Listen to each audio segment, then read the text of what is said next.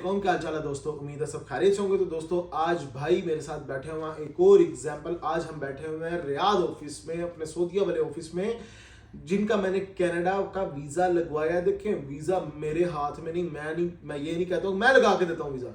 भाई ये एम्बेसी लगा के देती है। हम कोशिश करते हैं और करने वाली अल्लाह की ज़ात होती है। जो भी होता है अल्लाह की तरफ से होता है काम। तो आज इनके वीज़े लेके आए। सबसे पहले मैं वीज़े दिखा दूँ, उसके बाद डिटेल बताता हूँ। ये सबके लिए मोटिवेशन भाई बन सकते हैं। ये एक अप्रूवल, ये दूसरी अप्रूवल कनाडा की। अब मैं यहाँ पे बताता चलूँ भाई, एक का दो अप्रूवल कैसे हैं। एक भाई है और एक भाई की फैमिली है जो वीडियो में नहीं आना चाहे, और इसलिए ये दो अप्रूवल्स मैंने आपको दिखाई। अब मैं यहाँ पे एक चीज़ बताता चलूँ कि इनकी पहले से रिफ्यूज़ल लगी हुई थी कनाडा की। जो लोग कहते हैं कि कनाडा की पहले रिफ्यूज़ल लगी हो उसके बाद वीज़े नहीं मिलते हैं, ये सब उनके लिए एग्जाम्पल है। देखें यहाँ पे मैं एक चीज़ बताता चलूँ।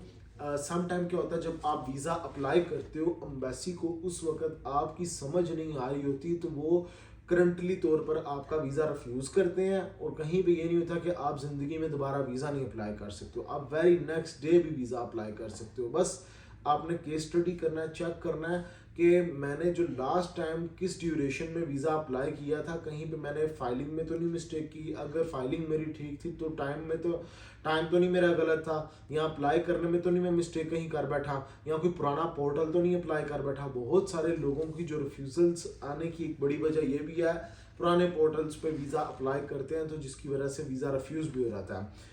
तो अब मैं यहाँ पे एक चीज़ बताता चलूँ। कुछ लोग कहते हैं कि भाई हमारे पास पैसे नहीं हैं इतने, तो हम वीज़ा अप्लाई करना चाहते हैं। तो मैं एक चीज़ कहता हूँ कि मैं आपको जो अब स्टेप्स बताता हूँ, आप अपने तौर पे भी कोशिश कर लो कि घर बैठे आपको ना मेरे पास आने की ज़रूरत, ना किसी कंसल्टेंट एजेंट के पास जाने की ज़रूरत, आप खुद वीज़ा अप्लाई कर सकते हैं। देखें यहाँ पे सबसे पहले आपने अब जो वीडियो में पॉज कर लें, यहाँ से शुरू करनी है आपने।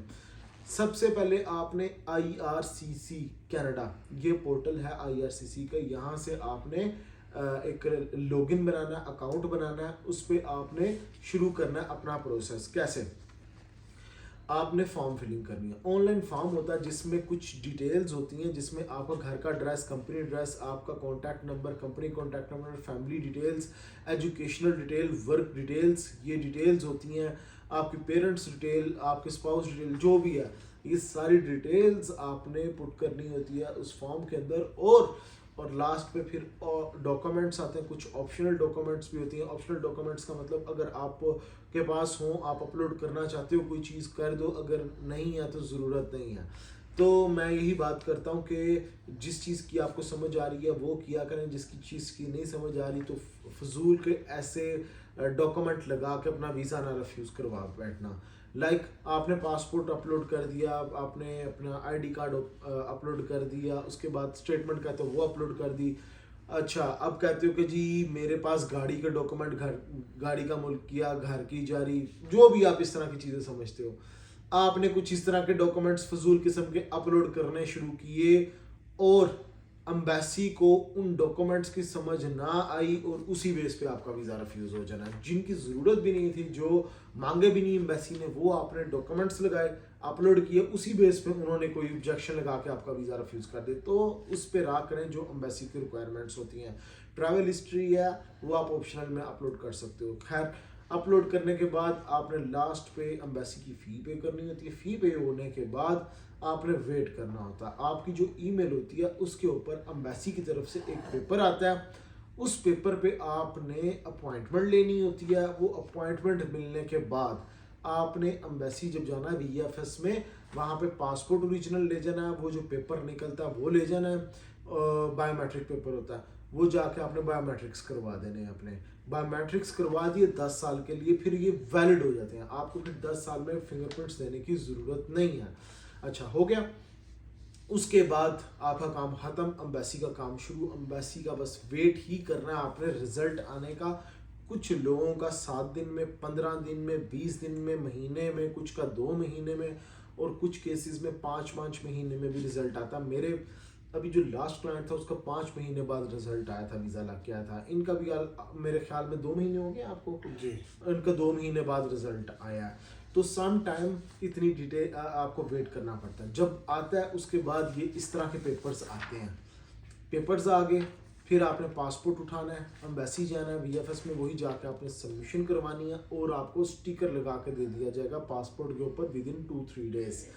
तो आपका जितना पासपोर्ट वैलिड उतना वीज़ा वैलिड होता है और उसमें आप कभी भी ट्रैवल कर सकते हो। मैं अक्सर लोगों को कहता हूँ जो आपका करंट पासपोर्ट हो उसी पे आप वीज़ा अप्लाई किया करें। इस चक्कर में नया पासपोर्ट बना के अपना ना तो टाइम वेस्ट करें, और ये शको शुबे में डालने वाली बात होती है जब एक कंसल्टेंट को पता आप क्यों पासपोर्ट नया बना रहे हो, एक एम्बेसी जिसने वीज़ा इशू करना है क्या उसको नहीं पता कि क्यों आप ये कर रहे हो काम। तो लिहाजा आपको सिंपल क्या करना चाहिए, जो करंट पासपोर्ट है उस पर अप्लाई करना चाहिए। मैं अब ये देखें भाई एग्जांपल है जिनकी कनाडा के तो मैंने वीज़ा लगवाया, इनकी पहले रिफ्यूज़ल्स भी लगी हुई थी, रिफ्यूज़ल्स के बाद आज इस भाई ने वीज़ा लिया। मैं कॉन्ग्रेचुलेशंस बोलूँगा भाई, कॉन्ग्रेचुलेशंस टू यू, आज आपको वीज़ा मिला। अब मेरे पास आए, सर्विसेज ली, मुझ पे बिलीव किया आपने। बहुत सारे और कंसल्टेंट थे लेकिन आपने मेरा इंतखाब किया। जी बिल्कुल। कुछ कहना चाहेंगे व्यूवर्स को, आप कह सकते हो। जी भाइयों, मैं ये कहना चाहता हूँ कि समीर भाई बहुत अच्छे भाई हैं, बहुत ही प्यार करने वाले अच्छे इंसान हैं, और मैंने इनके ऊपर ट्रस्ट किया है। अल्हम्दुलिल्लाह उन्होंने मुझे कामयाबी दिलाई है रिफ्यूज़ल के बाद में। तो जैसे मैंने, ये ट्रस्टेबल ऑफिस है और सब्र के साथ उनके साथ आप जुड़े रहें, इंशाल्लाह आपको वीज़ा मिलेगा। कनाडा का हो, यूएसए का हो, किसी भी कंट्री का। मैंने इनके साथ अपने दोस्तों के भी लगवाए हैं और अल्हम्दुलिल्लाह कामयाबी मिली है।